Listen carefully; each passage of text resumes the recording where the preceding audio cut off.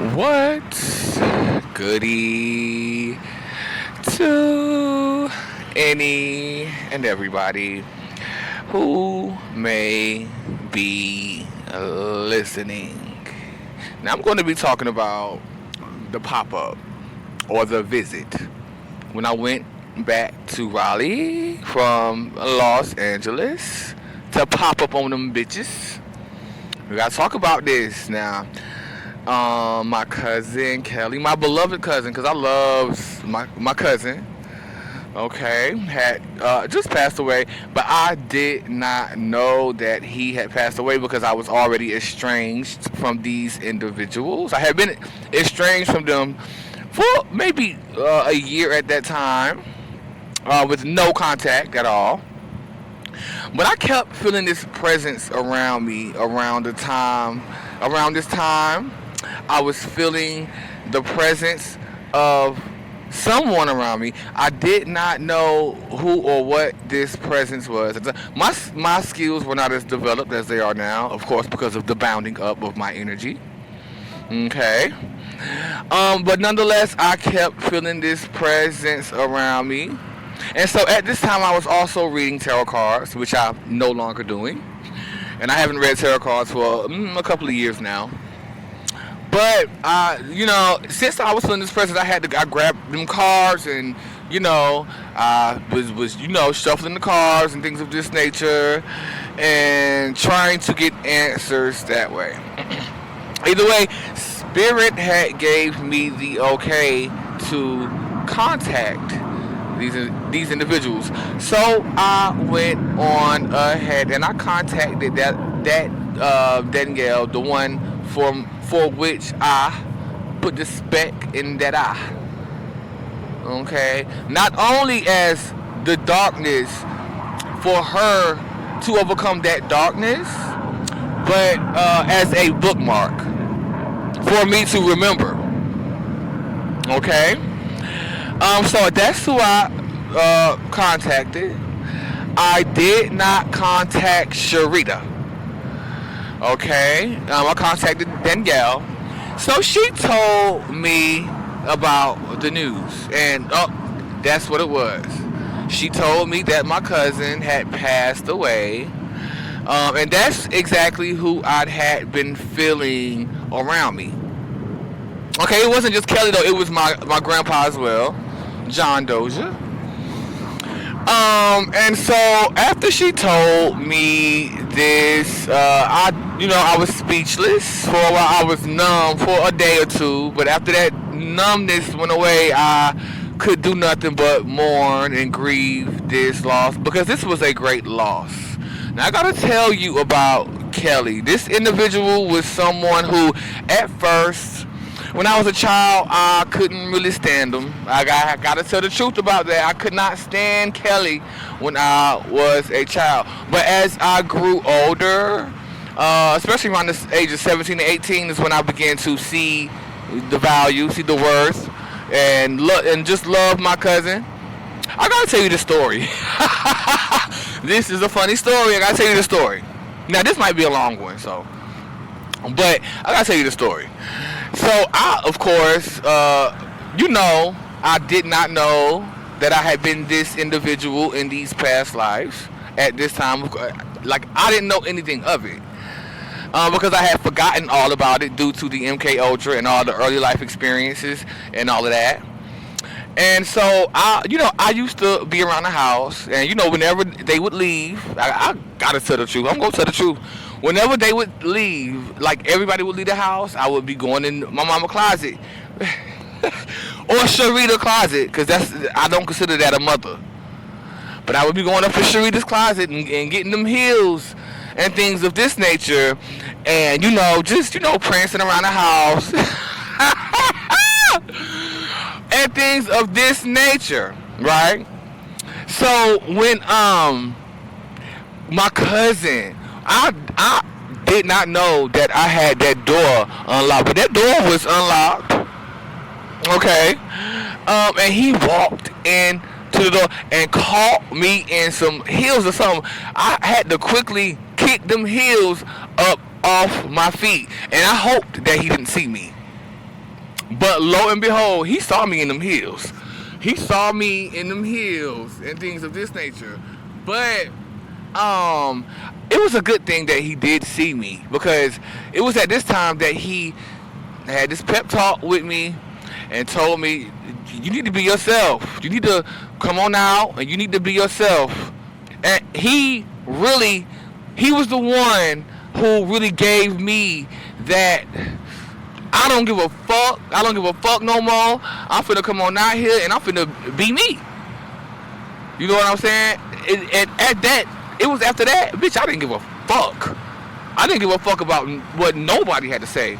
Well, it was a gradual process of me getting to that point of I don't give a fuck, but that was the seed.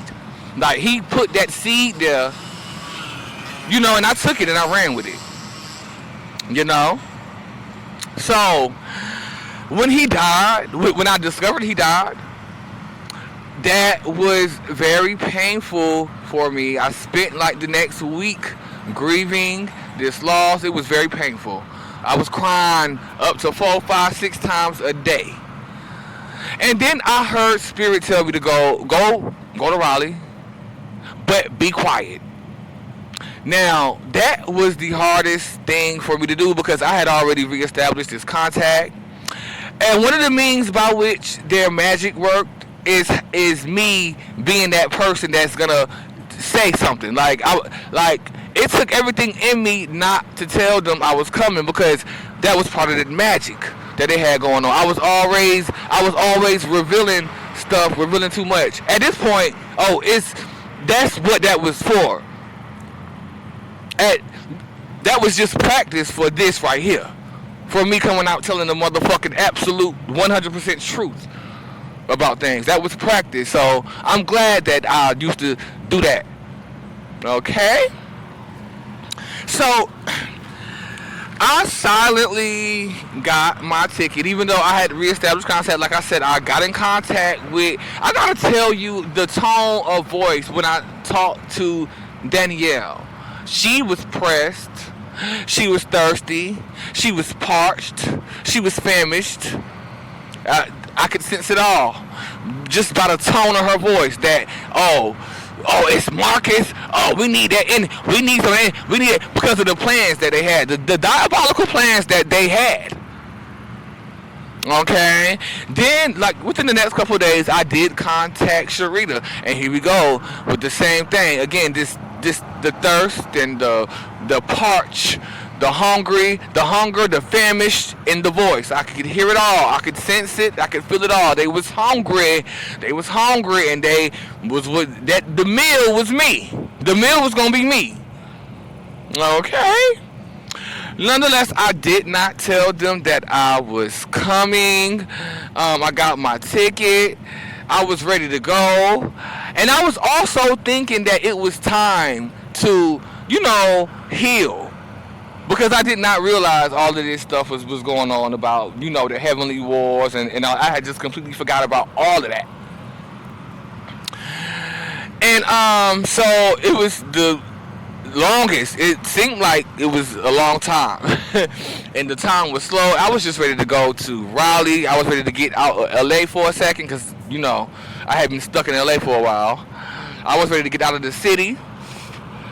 And so on that day, finally, when it had become time to go to Raleigh, North Carolina, I was anxious and just ready to go. Okay, now here we go with the timeline jump. So of course there was timeline jumping, and I had all of the symptoms of a timeline jump. These timeline jumps at that time consisted of just like neck pain and headache and vertigo, chills, and things of this nature. I knew that I was jumping timelines, but I wasn't jumping timelines. I was jumping timelines forward, but I was also jumping timelines backwards at the same time, because it could have went either way, and I'm going to get into how it could have went either way. Okay. Either way, on the way back to Raleigh, I caught the Greyhound. And it took a grueling 3 or 4 days to get back there. All the while, there's spiritual warfare going on with the passengers, the other passengers on the bus. I was suffering. I wasn't suffering, but they were attacking and things of this nature. And there was also, I did get a. Gotta be honest. I'm gonna be honest because these diseases and viruses and shit like that, like I said before, are as a result of the accumulation of these black orbs that accumulated within my body over time, and with the past lives as well. Okay, so I had a herpes outbreak on the way back. I was like, what the fuck?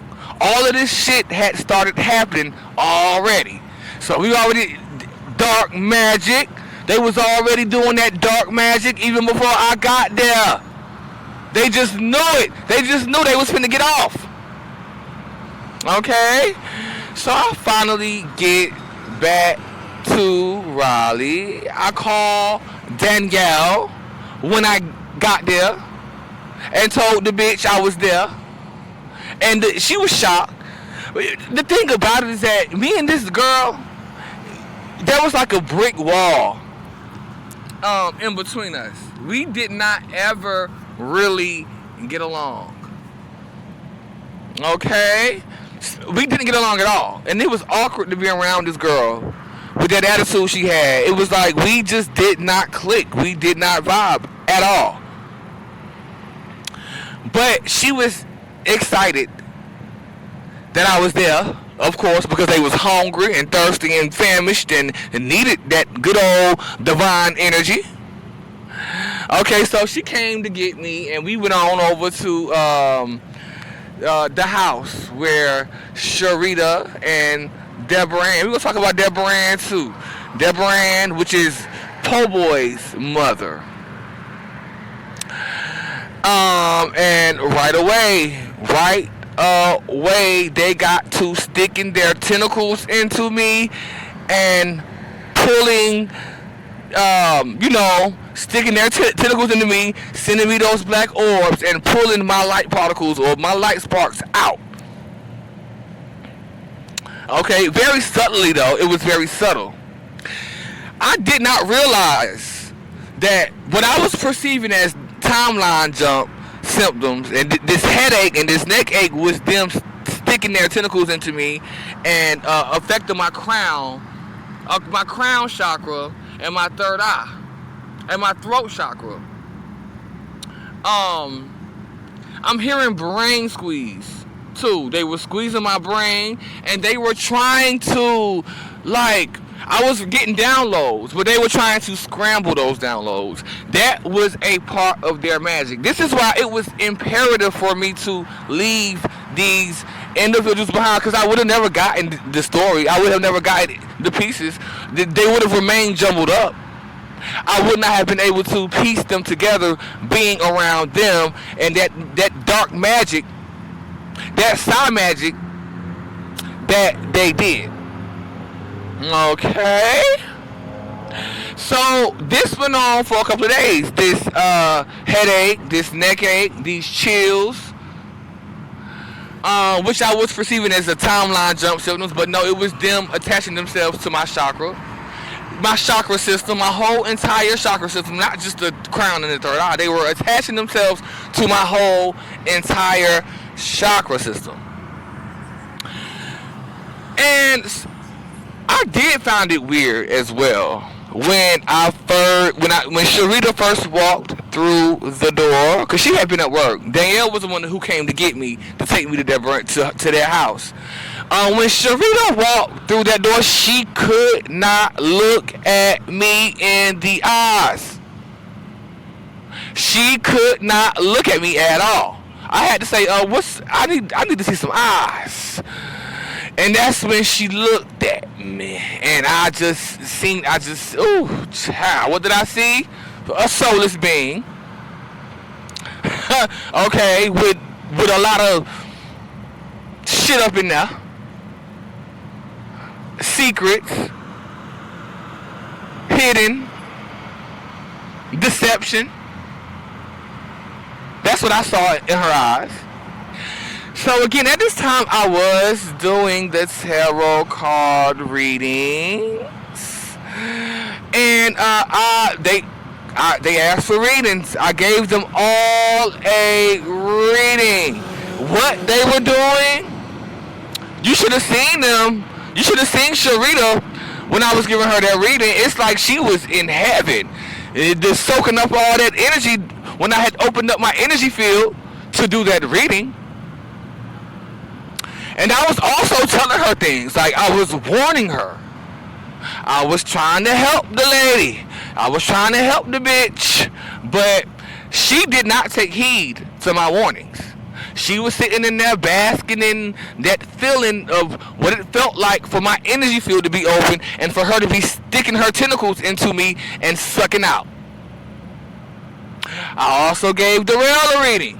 He was doing the same exact thing. Okay? I gotta tell you as well, she had called my ex-aunt Gwen, which is Kelly Dozia's mother, on the phone. And there was this whole debacle about, I don't do that, about me reading cards. I don't do that, the witchcraft. It was just some shit to make me feel some type of way. And go have the nerve to tell me that she heard that I was in LA stripping when she know damn well I wasn't stripping or dancing. No.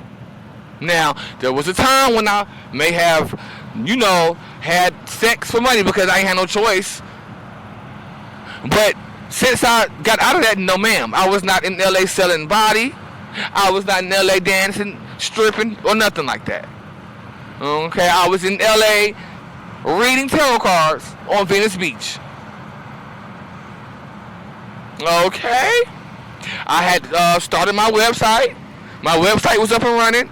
I had my cards and everything. Okay. Now, this is the thing about going to Raleigh. Like, the longer I stayed in Raleigh, the longer that I wanted, it's like the longer I stayed in Raleigh, I got comfortable and I wanted to stay in Raleigh. It's like they were pulling me. They were trying to get me with all their might to get me to stay. After a while, because I stayed for about 2 weeks, and mind you, this was on Mother's Day. This was around Mother's Day too. I got there around Mother's Day, which was sort of, it wasn't planned that way, but it turned out to be that I stayed through Mother's Day. Okay. But eventually I started to feel that. I started to feel it and see through what was going on. I was ready to go. I got ready to go. I started to get real annoyed that I was still there. And so on the way back, I did book a flight. She paid for the flight. She paid for the flight for me to get back to LA. And it was sad because I knew that was going to be the last time I saw them. I knew in my heart that was the last time that I was going to see them. And despite it all, I loved them. I loved them. I really did.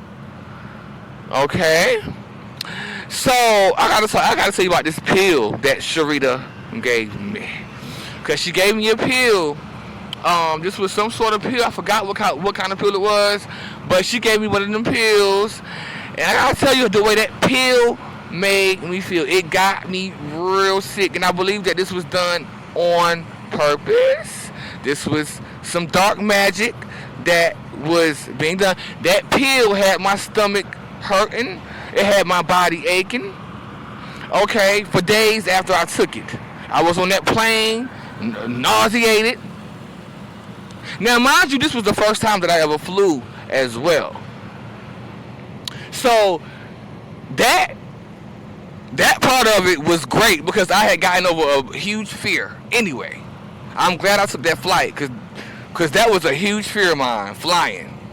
But I'm glad that I flew because I discovered that it was not even scary. That shit, it was not as scary as I thought it was. It was actually really fun to fly. Okay? But that pill, which I took as soon as I got to the airport, I was in major pain about 30 minutes to 45 minutes later. I ain't never had that effect off of any type of pill. Okay? Now, this pill was like an opioid. It shouldn't have made me feel like that. Anyway, so when I got back to LA, I gotta tell you that the spiritual warfare had picked back up when before I was like, it was not given that. The evil eye had stopped. But as soon as I touched down back in LA, oh, here go motherfuckers giving me the evil eye. I knew that it was this dark magic that they had already started doing before I even got there. That was taking a little bit of an effect. It didn't really do much because I caught on to it really quick. And when I caught on to it, guess what happened? I cut ties again, of course. I cut all ties. Once I cut all ties again with these individuals, excuse me, it ceased. The evil eye ceased. It stopped happening. Okay? I gotta tell you about what happens when I reconnect with these people. Because this has to do everything with my inner child.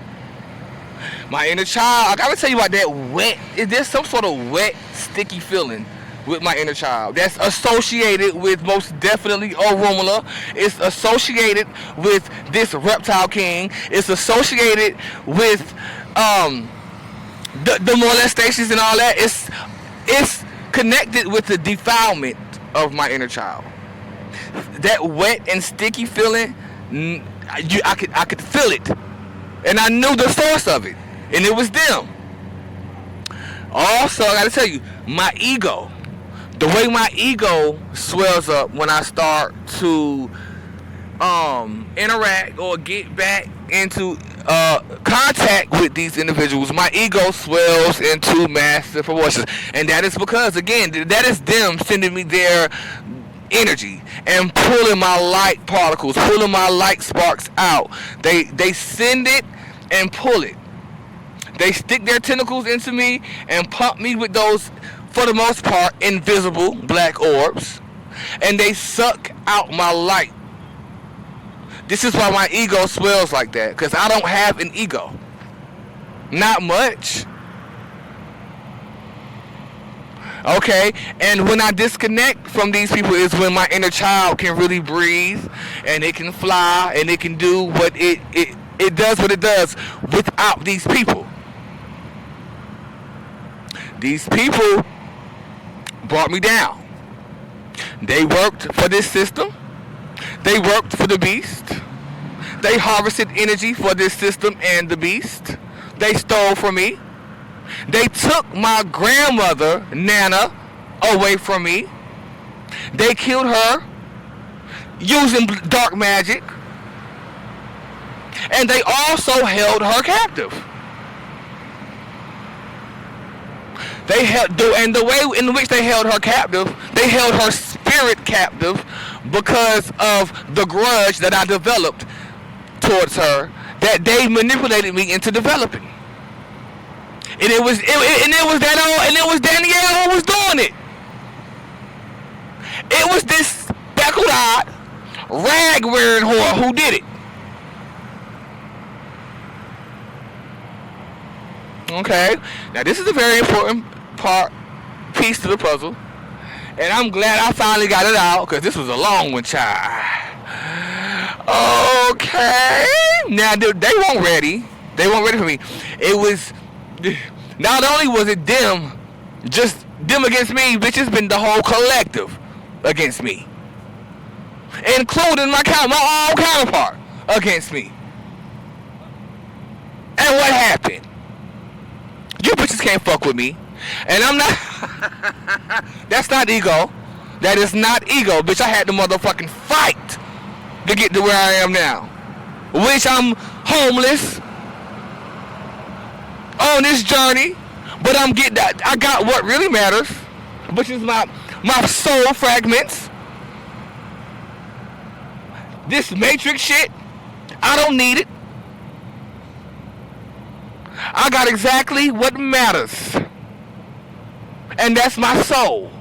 It's mine. Thank you. Bye bye.